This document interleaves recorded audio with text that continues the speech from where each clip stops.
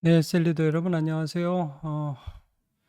이제 우리가 9월 벌써 다음 주면 마지막 주가 되네요. 이제 이번 9월, 10월은 우리가 지금 이제 해피데이 앞두고 하나님 나라라는 주제를 가지고 총 말씀을 나누고 있습니다. 그리스도의 십자가와 부활이 우리에게 이루어 놓은 것은 새로운 나라의 시작이죠. 하나님 나라가 이제 공식 출범한 것, 진짜 왕이 등극한 거죠. 그래서 우리가 이 땅에서 이 하나님 나라 확장이라는 사명을 가지고 살아가는 사람인데, 성령이 임하시면 권능을 받고 예루살렘과 온유대와 사마리아와 땅끝까지 이르러 주님의 증인이 된다고 하셨습니다. 근데 이제 여기에서 이제 우리가 질문이 생기게 되는 거죠. 이제 그러면 어떻게 성령의 권능을 받고 증인의 삶을 살아갈 수 있게 되는가 하는 부분에 대한 그런 질문과 해답이 주어져야 합니다. 거기에 대한 이제 해답이 바로 이제 기도라는 거죠. 그냥 가만히 있으면 성령의 능력으로 우리가 충만해져서 증인의 삶을 살아갈 수 있게 되는 것이 아니라 약속하신 그분을 기도로 기다리는 것이죠. 그래서 이제 오늘 본문의 12절부터 14절인데 이제 뭐 12절부터 14절 내용이 그런 내용입니다. 이제 제자들이 예루살렘에 돌아와서 또 그들이 거하는 다락방에 올라가죠. 그래서 이제 약 120명의 사람들이 모여서 여기 보니까 마음을 같이 오로지 기도에 힘쓰더라. 오로지 기도에 힘쓰더라. 그렇게 말씀을 합니다. 이게 왜 이들이 기도에 힘썼는가 하면 예수님 명령 때문이에요. 요 앞에 보시면 이제 4절과 5절이죠. 예수님이 이런 명령을 하셨거든요. 예루살렘을 떠나지 말고 내게서 들은 바 아버지께서 약속하신 것을 기다리라. 요한은 물로 세례를 베풀었으나 너희는 몇 날이 못되어 성령으로 세례를 받으리라. 그러니까 성령의 세례라는 것들을 약속으로 받았죠. 이제 보통 성령 세례는 우리가 성령으로 거듭나는 사건을 가리킵니다만 이 부분에서는 사도행전 1장 8절에 오직 성령이 너희에게 임하시면 하고 해서 이 부분에 있어서는 성령의 강력한 임재와 복음 전도를 위한 능력 받는 어떤 사건이라고 볼 수 있죠. 약속하신 것을 기다리라고 그랬는데 그럼 성령이 무슨 능력인 성령을 어떤 뭐 물질화하는 거냐 그게 아니라 성령이 임하는 사건을 가리키는 것입니다. 이 사건을 토대로 해서 하나님 나라가 이제 정말 강물처럼 흘러나가죠. 뭐 댐에 뚝이 터지는 것처럼 엄청난 하나님의 나라의 확장이 이제 이루어지게 되는데 이제 이때를 준비하면서 그들이 해야 될 것이 기다리라 그랬잖아요. 4절에 약속하신 것을 기다리라. 그럼 가만히 기다리는 게 아니라 그것을 바라면서 하나님을 간절히 바라보며 기도하는 것이죠. 그래서 이제 12절에 14절에 오늘 본문에 오로지 기도에 힘쓰더라라는 부분이 이제 나오게 되는 것입니다.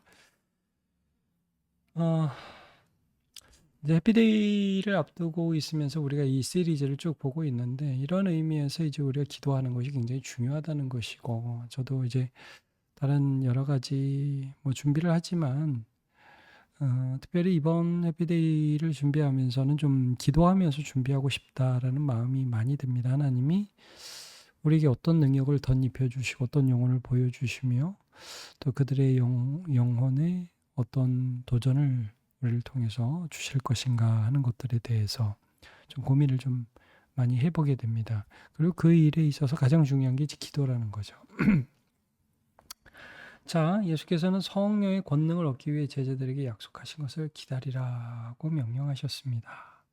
제자들은 이 명령을 따라 오로지 기도에 힘썼습니다. 요즘 나는 기도에 힘쓰고 있습니다. 있습니까? 나의 기도 생활 돌아봅시다 하면서 이제 다음 주면 우리 VIP 작정을 할 거란 말이에요. 이제 좀 모시고 오고 싶은 사람 이런 사람이 있습니다라고 정하는 시간이 있을 거예요. 그러면 이제 그걸 셀에 좀 나누시고 그러면서 셀이 구체적으로 그분들을 위해서 기도하는 것도 좋을 것 같아요. 그러니까 저는 좀 제한 사항인데 예를 들면 이제 앞으로 한 5주 정도 있으니까 매주마다 뭐 한 사람 두 사람씩 그 어떤 VIP들을 위해서 기도하는 시간을 갖는다든가 하는 것들은 셀별로 하면 너무 좋겠죠.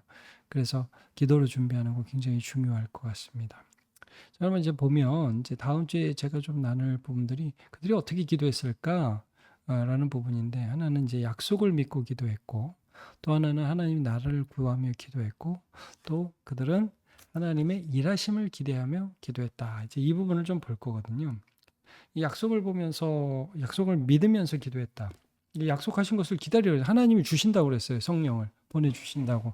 그래서 그 능력으로 덧입혀서 복음을 전할 수 있게 해주신다. 실제 오순절로 그것들이 드러났고 지혜의 말씀, 담대함, 거룩함, 사랑 이런 걸로 드러났죠. 오늘 우리가 이제 이번 주 설교를 통해서 본 것처럼.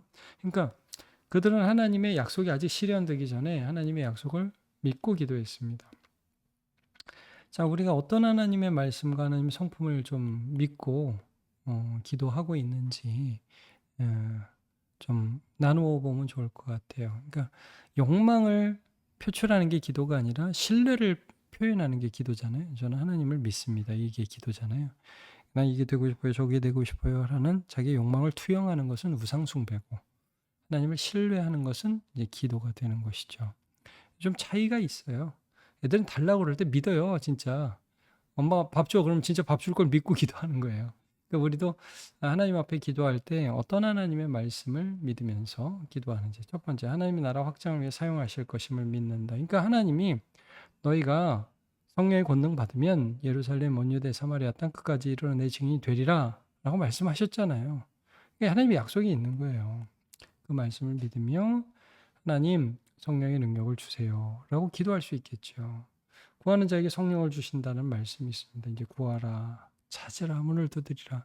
근데 예수님이 누가복음엔 독특한 표현을 쓰세요. 구하는 자에게 성령을 주시지 않겠느냐. 그러니까 우리가 하나님 앞에 간구할 때 우리에게 주시고자 하시는 하나님의 최선의 선물은 성령님이시라는 거죠.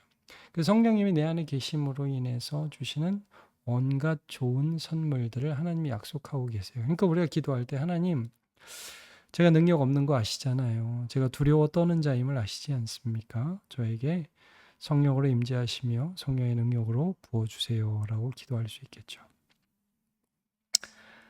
세 번째, 예수 그리스도와 함께 모든 좋은 것을 주심.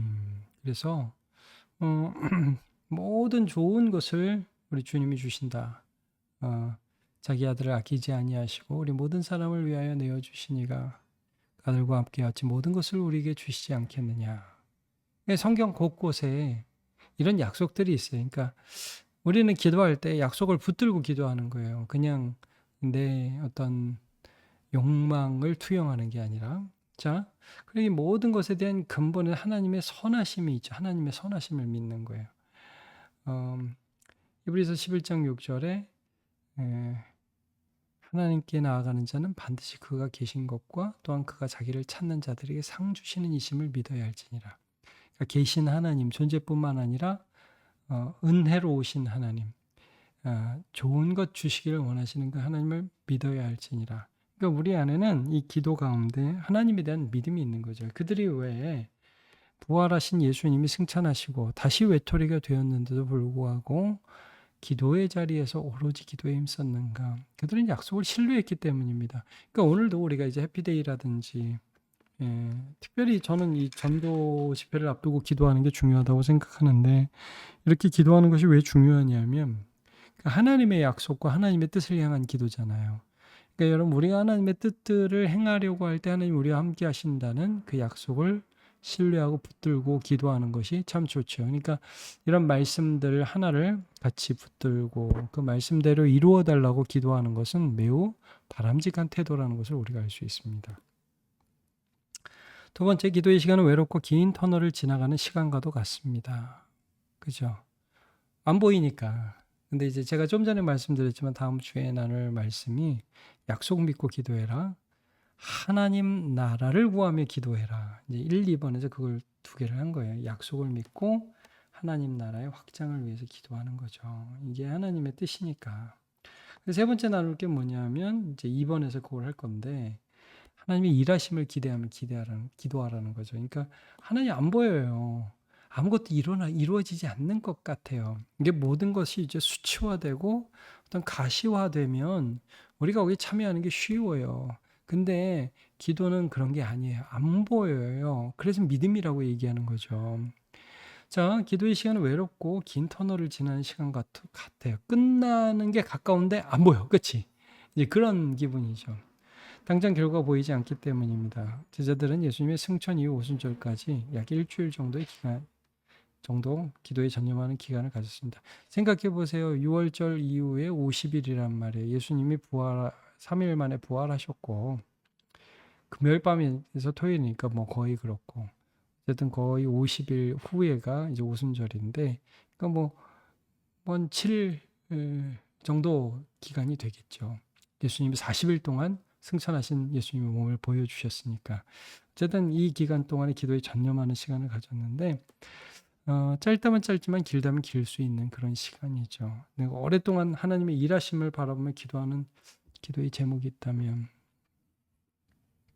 무엇이 있습니까? 가족 전도 위해서, 나라와 민족 위해서, 지인과 친구들을 위해서, 교회 내 교우들을 위해서 다양한 부분들이 있을 것 같아요. 근데 이제 이런 거예요. 이제 이런 일들이 당장 이루어지지 않는다 할지라도 혹은 내 뜻과 내 방법대로 이루어지지 않는다 할지라도 나는 하나님을 신뢰하면서 기도하고 있는가 하는 것들을 우리가 점검해보고 격려할 필요가 있죠. 그러니까 셀에서 참 내가 기도하다가 실망한 일이 있다. 아직 안 이루어진 일이 있다. 그럴 때 서로 격려했으면 좋겠어요. 다음 주에 이제 김인종 목사님 그 영상을 볼 수 있으면 좀 보고 싶은데 제가 김인종 목사님 그 간증 잠깐 보면서 은혜를 받은 적이 있어요. 안산 동산교회 원로 목사님이시죠. 이제 은퇴한 지 꽤 되시는데 그 40년을 불신 가족을 위해서 친구와 지인을 위해서 기도하셨다는 내용들을 얘기하시더라고요. 근데 신기한 일들이 많이 벌어진다는 거예요. 자기 형은 뭐 그렇게 완악하고 안 믿던 분이 꿈꾸고 예수 믿었다.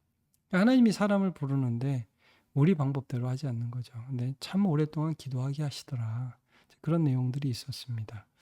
우리가 좀 지치지 말고 기도해야 될 그런 제목과 기도해야 할 대상이 있다면 누구인지 나눠봅시다. 기도는 비효율적으로 보이는 어쩌면 바보 같아 보이는 방법이지만 하나님께서는 기도를 통해 우리를 무장시키십니다.